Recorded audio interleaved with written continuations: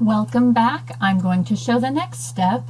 So in our student form or in our student dashboard, we have already set up the meeting and now we need to list our participants. This one's pretty quick.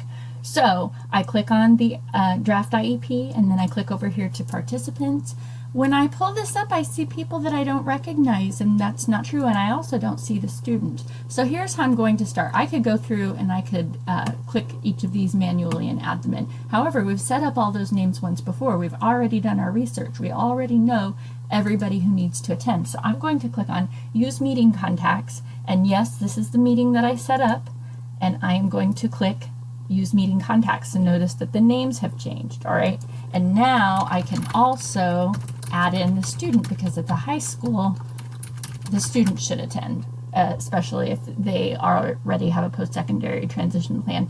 Okay, so quick note, because basically the reason why we've done it twice is there was one version of who we invited to the meeting.